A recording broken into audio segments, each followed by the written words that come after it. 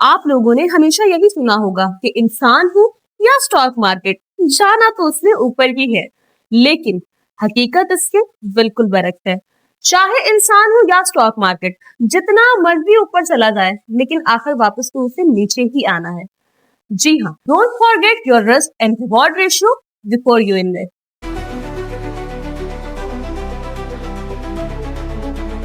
अस्सलाम वालेकुम, मैं हूं नादिया अनवर और आप देख रहे हैं पाकिस्तान शेयर मार्केट अपडेट्स।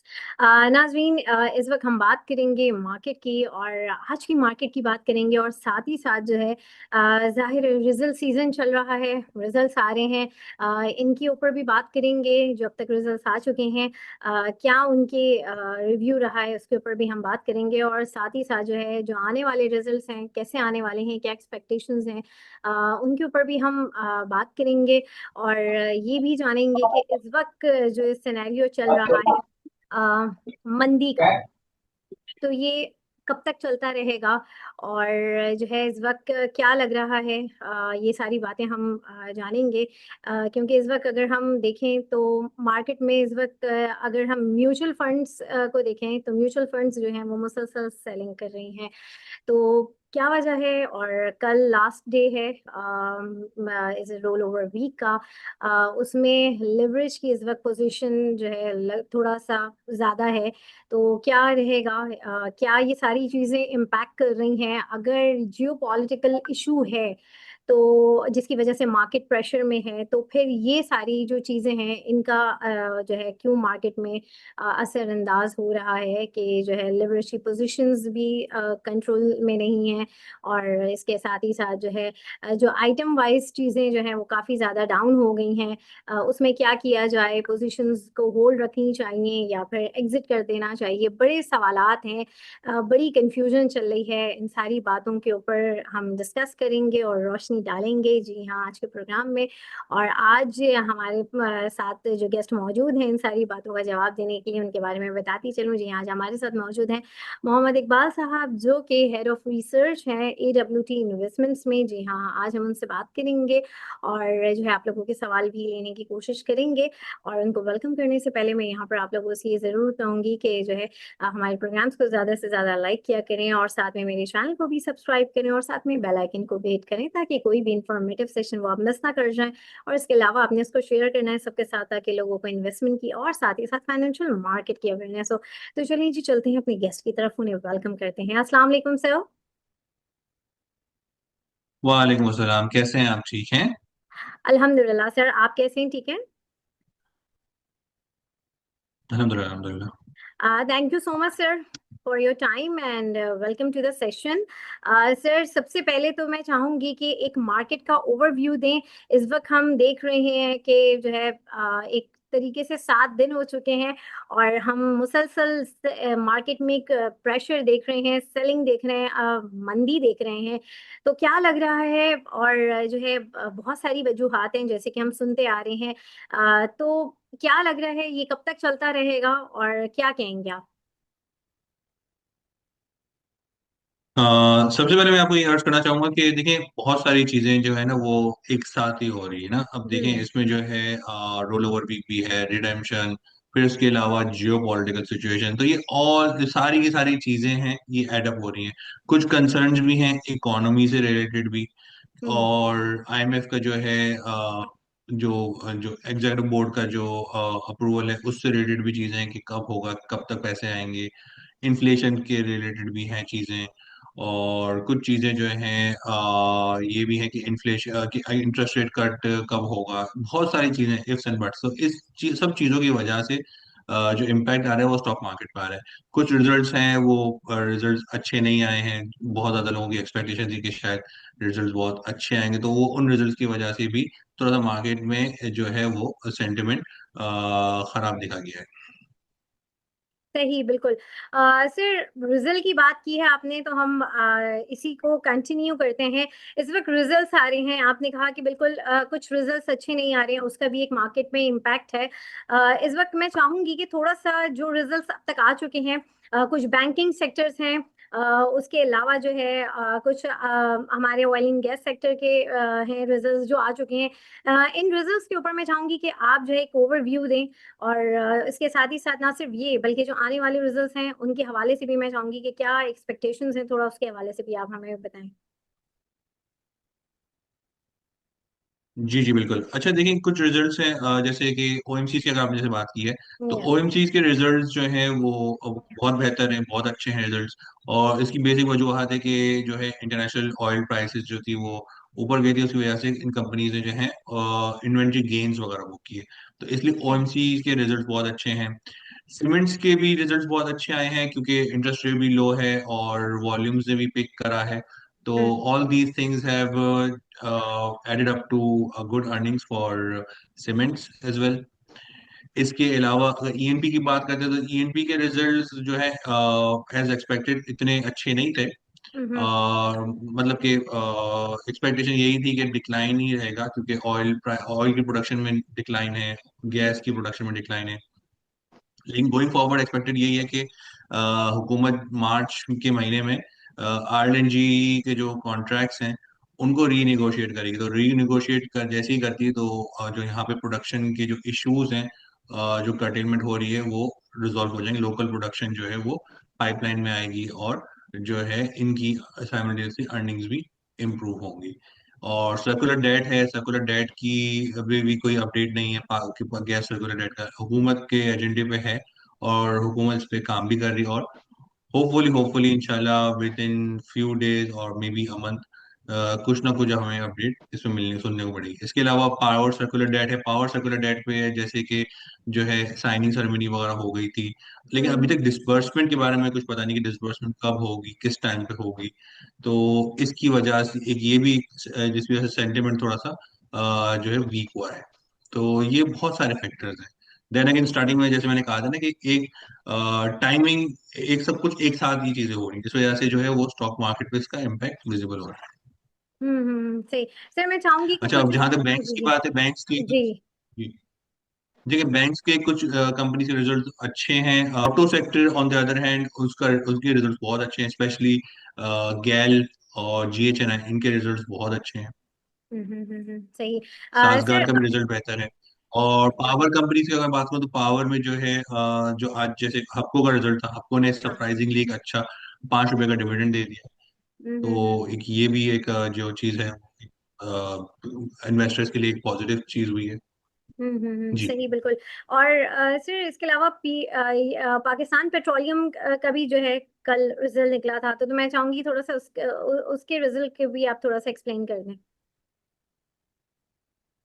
देखिए इसमें जो है रिजल्ट 20 रुपए का जो है इन्होंने अर्निंग्स दी हैं। वैसे मार्केट में एक्सपेक्टेशन थी कि 17-18 रुपए तक की अर्निंग्स आ जाएंगी, लेकिन उन्होंने अब 20 रुपए की अर्निंग दी है। और इसमें जो प्राइमरीली जो रीजन है वो है इन्वेंट्री गेन। तकरीबन 2.5 से 3 बिलियन तक रुपए तक के जो है इन्होंने इन्वेंट्री गेन्स बुक करे हैं। तो इस वजह से जो है पीएसओ में हमने एक अच्छी ग्रोथ देखी अर्निंग्स में। सही। और सर वॉल्यूमेट्रिकली भी अगर देखा जाए तो वॉल्यूम्स भी बेहतर हैं इस कंपनी के, पीएसओ के हम्म वॉल्यूम्स भी बेहतर है। सही बिल्कुल। अच्छा जी, यहाँ पर जो है हमारे साथ पार्टिसिपेंट्स मौजूद हैं और आप लोगों के क्वेश्चंस भी लेंगे, और हमारे साथ सैयद शाह साहब मौजूद हैं, उनका हम सवाल ले लेते हैं। जी सर, अपना सवाल कीजिए। अस्सलाम वालेकुम सर। एक तो मुझे हास्कल अ, जी पेट्रोलियम के सलाम। मुतालिक बताएं क्या ये। एस्कॉल का रिजल्ट जो है, एस्कॉल का रिजल्ट अगर देखा जाए तो बहुत बेहतर रिजल्ट आया है एस्कॉल का। और जो थोड़ा सा लॉस है वो अगर हम क्वार्टर क्वार्टर देखें तो फिर काफी कम आया है, विच इज इंडिकेशन के जो गेन्स वगैरह हैं इन्वेंट्री गेन्स उसकी वजह से। हाउएवर इनकी जो डिस्ट्रीब्यूशन एक्सपेंस है वो बहुत ज्यादा है। और फाइनेंस कॉस्ट कम हुई है लेकिन फाइनेंस कॉस्ट अभी भी बहुत ज्यादा है।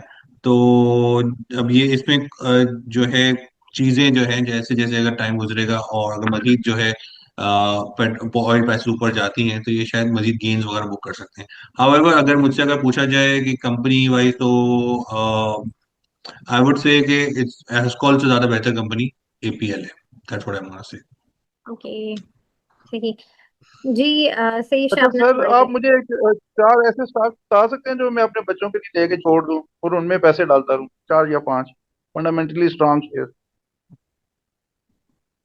सर देखिए, अभी हम लोग जो डिस्कशन कर रहे हैं इसमें मैं जो ब्लू चिप्स आइटम है वही मैं उसी में डिस्कशन कर रहा था। आप उनका अगर जैसे माइंड बनता है तो आप उनको इन्वेस्ट कर सकते हैं सर, मैं रेकमेंड नहीं करूंगा। लेकिन जो अच्छे ब्लू चिप स्टॉक हैं जैसे ओजीटीसी है, पीपीएल है, पीएसओ है, एफएफसी है, और जो है एंग्रो फर्टिलाइजर है, इसके अलावा जो है आप इस तरह के स्टॉक्स वगैरह आप देख सकते हैं सर।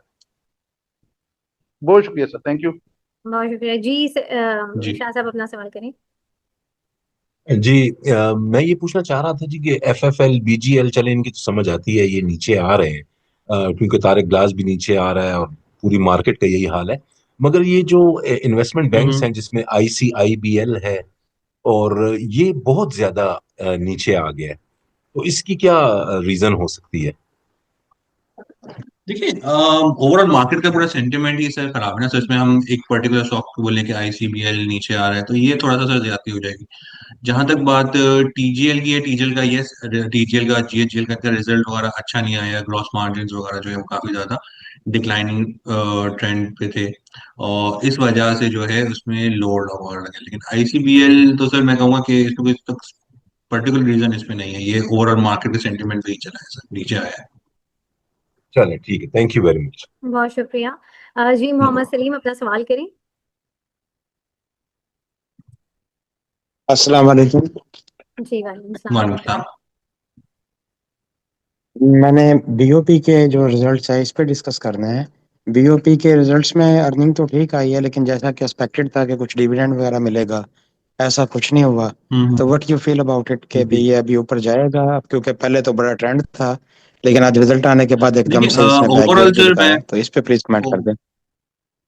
अच्छा क्या, BOP on the other hand उसने जो है बहुत अच्छा रिजल्ट दिया है। इसने जो है 1.54 रुपीज की अर्निंग्स वगैरह दी है। तो आई थिंक इसने बहुत अच्छा रिजल्ट दिया है। डिविडेंड की वजह से सर मैं कहूँगा कि इसमें थोड़ी सी जो है यस सेलिंग वगैरह हुई है, बट कंपनी अच्छी है और ग्रोथ प्रोस्पेक्ट्स भी इसके अच्छे हैं सर। बहुत शुक्रिया सलीम साहब। जी अरसलान साहब अपना सवाल करें। जी सर, आज पेल का रिजल्ट आया है, तो उसको आप कैसे देखते जी। हैं? बस इसका सर बता दें, देखिए, थैंक यू। देखिए पेल के रिजल्ट का जो थोड़ा बहुत मैं आपको यही कहूंगा कि आपको पता है फ्लड्स वगैरह आए हैं ना, उसकी वजह से जो है काफी ज्यादा जो है वो डिस्टरबेंस हुई मोबिलिटी में भी और बहुत सारी चीजों में भी ना, तो उस वजह से जो है इनकी वॉल्यूमेट्रिक सेल्स में डिक्लाइन रहा है। तो इसी वही चीज जो है रिफ्लेक्ट हुई है इनके रिजल्ट में भी। और आपका अगला सवाल यही होगा कि इन्होंने जो है वो एक्सपोर्ट कर रहे हैं। यस, एक्सपोर्ट्स तो ये लोग कर ही रहे हैं, बट जो लोकल जो डोमेस्टिक सेल्स थी वो सर हैम्पर हुई ना, इसकी वजह से जो है रिजल्ट खराब है।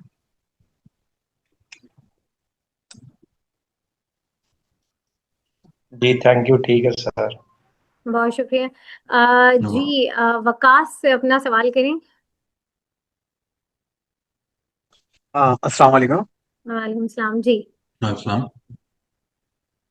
काइंडली मुझे इसका बताएं, कोहार्ट सीमेंट के बारे में। जब से इसका जो शेयर है वो स्प्लिट हुआ है, तो उसके बाद मैं थोड़ा सा कंफ्यूज हो गया हूँ कि इन्वेस्टमेंट के हवाले से कैसा है। और अगर इन्वेस्टमेंट की जाए तो फैक्टो का तो बहुत अच्छा रिजल्ट आया, तो फैक्टो में इन्वेस्टमेंट करनी चाहिए या कोहार्ट सीमेंट में करनी चाहिए? I think cohort is much better sir. Cohort ज्यादा अच्छा है। कोहार्ट अगर आपको कंसिडर करें तो I would say go for cohort cement. और इसकी बाइंग की मतलब जो रेंज है वो क्या होनी चाहिए? तकरीबन 96 95 के आसपास चल रहा है ये। सर ये आप देख लें, लेकिन मैं अगर अगर मुझसे अगर पूछेंगे तो मैं कहूँगा फंडामेंटली जो है कोहार्ट इज मच बेटर। नहीं, एक्चुअली करंट रेट जो चल रहे हैं, मतलब मैं असल में कंफ्यूजन यही है, स्प्लिट होने के बाद मुझे कुछ अंदाजा नहीं हो रहा है। तो ये जो मतलब इस टाइम जो करंट रेट चल रहा है, ये बाइंग रेट इसका ठीक है, मुनासिब है? इन्वेस्टमेंट के हवाले से पूछ रहा हूँ, लॉन्ग टर्म के हवाले से। सही है सर, ये रेट सही है सर, ये रेट सही है। अगर अभी आपको बाइंग करनी है तो चलें, यस आप कर सकते चलें, थैंक जी यू वेरी मच। जी बहुत बहुत शुक्रिया हो। No Waqas problem. साहब। अच्छा सर अब थोड़ा सा मुझे ये बताएं कि अब जो अपकमिंग रिजल्ट्स हैं आने वाले हैं उनको किस तरह से देख रहे हैं, क्या एक्सपेक्टेशंस हैं? थोड़ा सा इसके हवाले से बताएं। और इसके अलावा साथ में मैं ये भी चाहूंगी कि आप ये भी बताएं कि इस वक्त ये जो मंदी का सिनेरियो है ये कब तक जो है कंटिन्यू रहने वाला है, और जो है क्या स्ट्रैटेजी होनी चाहिए इन्वेस्टर्स की? देखिए काफी सारे मेजर रिजल्ट्स तो आ चुके हैं। आज फर्टिलाइजर का भी, जैसे फातिमा का रिजल्ट भी आ गया, हम्म और एंग्रो फर्टिलाइजर का रिजल्ट भी थोड़ा बेहतर था। फातिमा का बहुत अच्छा रिजल्ट था लास्ट ईयर मुकाबले में। एफएफसी का भी कुछ दिनों पहले रिजल्ट आया था। एफएफसी का थोड़ा सा डिसअपॉइंटिंग रिजल्ट था। लेकिन बात यही है ना कि अब आगे क्या होगा, आगे रिजल्ट्स कैसे रहेंगे। हम्म ऑल डिपेंड्स ऑन कि आगे क्या सिचुएशन रहती है with regards to inflation, with regards to, अगर एग्रीकल्चर की बात करूँ तो उसमें जो गवर्नमेंट है वो क्या कुछ रिलीफ पैकेज वगैरह देती है एग्रीकल्चर वालों को। जैसे कि इलेक्ट्रिसिटी की तो बात हो रही है, इलेक्ट्रिसिटी पे जो है वो रिलीफ गवर्नमेंट दे रही है। हम्म और कुछ सब्सिडीज की भी बात हो रही है कि गवर्नमेंट शायद जो है सब्सिडीज डीएपी पे दे, पंजाब में और सिंध में शायद यूरिया और डैप दोनों पे सब्सिडी मिले। तो all these things have to be monitored कि आगे जाके किस तरह की चीज होती है। वीट की सपोर्ट प्राइस की भी बात हो रही है कि 3500 रुपए की जो है वो वीट पे सपोर्ट प्राइस दी जाए। हम्म तो देखना पड़ेगा कि क्या होती है। और क्योंकि एग्रीकल्चर में इस वक्त जो है 1 मिलियन टन की जो है इन्वेंट्री खड़ी हुई है। तो क्या ये इन्वेंट्री बेच पाएंगे नहीं बेच पाएंगे, ये एक क्वेश्चन मार्क है इस वक्त। सही और बिल्कुल अगर ये तो चले, ये हो गया। इसके अलावा जो है ऑटोमोबाइल सेक्टर के बारे में हम बात करते हैं तो ऑटोमोबाइल सेक्टर में जो है मोमेंटम बहुत अच्छा है इस वक्त, और इंटरेस्ट रेट्स भी नीचे हैं। तो कंज्यूमर फाइनेंसिंग भी इसको सपोर्ट करेगी। इसके अलावा हम ईएनपी की बात करते हैं तो ईएनपी में जब तक कोई ब्रेक थ्रू नहीं आ जाता विद रिगार्ड्स टू आरएलएनजी कॉन्ट्रैक्ट और लोकल गैस की जो है प्रोडक्शन पे, तो तब तक कोई चीजें नहीं हो सकती। अभी बातचीत यही भी हो रही है कि गवर्नमेंट जो है वो थर्ड पार्टी एलोकेशंस वगैरह की भी बात कर रही है। अब मारी की अगर मैं स्पेसिफिकली बात करूँ तो बात ये भी हो रही है कि जो मारी के जो न्यू डिस्कवरीज हैं, जैसे शेवा में है और मारी गजिज में है, इस और इनको जो है वो एलोकेट किया जाए टुवर्ड्स दी फर्टिलाइजर कंपनीज। तो इस पे ये बातचीत चल रही है। अगर इस पे कोई डेवलपमेंट वगैरह होती है तो मारी के लिए ये एक पॉजिटिव चीज है। हाउएवर इस पे थोड़ा सा जो चीज होगी, जैसे कबरस वक्त है, वो है कि कितने टाइम में ये एलोकेशन हो सकती है, अब अप्रूव कब होगा, कब एलोकेशन होगी, ये एक थोड़ी क्वेश्चन चीज है। लेकिन ऑब्वियसली इस पे जो है मारी के लिए ये चीज पॉजिटिव होगी। इसके अलावा जो है ऑफशोर ड्रिलिंग की भी बात हो रही है, ओजीडीसी पीपीएल की के ऑफशोर ड्रिलिंग वगैरह में ये जाएंगे इंडस ब्लॉक सी में। तो इसमें भी अगर कोई डिस्कवरी वगैरह आती है, इसमें भी कोई डिस्कवरी वगैरह आती है, तो then again it will be positive thing. ये आखिरी इस तरह की जो ड्रिलिंग हुई थी, अटेम्प्ट की थी, वो 2019 में की गई थी केकड़ा वन के नाम से जो वेल था, लेकिन वहां कोई हाइड्रोकार्बन रिजर्व नहीं निकले थे। तो ये है। इसके अलावा जो है सर्कुलर डेट पे अगर कोई चीज आती है, डेवलपमेंट होती है गैस सर्कुलर डेट पे, हम्म तो again this will be a good trigger for OGDC and PPL. और ओएमसी में जैसे मैंने कहा कि जो है अगर ऑयल प्राइसेस वगैरह इन्फ्लेटेड रहती हैं और गेन्स वगैरह आते रहते हैं तो फिर अर्निंग्स बेहतर होंगी। ऑब्वियसली इस पे जो है कोर अर्निंग्स जो हैं वो तो इतना ज्यादा इम्पैक्ट नहीं करेंगे। कोर और पीएसओ के हवाले से मैं ये कहूंगा कि सर्कुलर डेट पे जो कोई डेवलपमेंट वगैरह होती है या कोई और development with regards to PRL, कि पीआरएल को अगर जैसे गवर्नमेंट डिसाइड करती है कि उसको बेच दें, तो उस पे भी गेन्स वगैरह वो कंपनी बुक कर सकती है। तो ये है इस पे। बाकी रिफाइनरी सेक्टर की अगर बात करूँ तो रिफाइनरी पे ये है कि गवर्नमेंट को जो है वो कुछ स्टेप्स वगैरह लेने होंगे ताकि जो है रिफाइनरीज जो है वो अपनी पॉलिसी जो है एक्सेप्ट कर लें जो गवर्नमेंट ने इनको दी है। और ये है रिफाइनरी पे। इसके अलावा फार्मास्यूटिकल में थोड़ी सी न्यूज वगैरह जो चल रही हैं वो थोड़ी सी ये है कि गवर्नमेंट जो है वो इस पे कुछ एक्शन लेना चाह रही हैं। कुछ विद रिगार्ड्स की जो है कुछ कंपनीज ने इसका जो है वो नाजायज फायदा भी उठाया है जो डीरेगुलेशन पे। तो हो सकता है गवर्नमेंट को इस पे एक्शन ले, तो इस पे थोड़ी सी हो सकता है कुछ प्रेशर आ जाए। सही बिल्कुल देखिए मार्केट में देखिए अभी जो जियो पॉलिटिकल सिनेरियो जो है ना, वो हम्म ज्यादा जो है रीजन दे रहा है मार्केट को नीचे जाने का ना। अब जैसे अफगानिस्तान पे भी आपको पता है कि वहां पे जो टॉक्स जो थी हमारी अफगानिस्तान के साथ, वो दोहा में फेल हो गई, और अब वहां से जो स्टेटमेंट्स वगैरह आ रही है अफगानिस्तान से वो अच्छी नहीं है पाकिस्तान से रिलेटेड ना। सही और उसके अलावा इंडिया भी है। इंडिया के आपने आई एम श्योर मैसेजेस वगैरह देखे होंगे जो न्यूज में या सोशल मीडिया पे जो सर्कुलेट कर रहे होंगे। तो ऑल दीज थिंग्स आर मतलब स्टॉक मार्केट को सेंटिमेंट वीक कर रही है। तो सही ये चीजें हैं। ऑन दी ब्राइटर साइड हमारे यूएस के साथ ताल्लुकात वगैरह अच्छे हैं, और यूएसए जो है पाकिस्तान में इंटरेस्टेड है मिनरल्स में और जो है ऑयल सेक्टर में। तो ये पॉजिटिव चीजें हैं। चाइना के साथ भी हमारे सी पैक 2.0 के ऊपर भी बात हो रही है। तो दीज थिंग्स अगर इनमें कुछ डेवलपमेंट वगैरह होती है तो स्टॉक मार्केट जो है वो बाकी सारे रिस्क को थोड़ा सा सबसाइड कर देगी, या फिर जो है कम डिक्लाइन होगा मार्केट में अगर ये चीज में कोई डेवलपमेंट होती है। सही, बिल्कुल। Thank you so much sir Iqbal, thank you. और हमारे साथ जितने भी पार्टिसिपेंट्स हैं, आप लोगों का भी बहुत शुक्रिया। और नाज़रीन, यहाँ पे मैं लूँगी इजाज़त, इंशाल्लाह आप लोगों से फिर मुलाकात होगी। तब तक के लिए अल्लाह हाफ़िज़।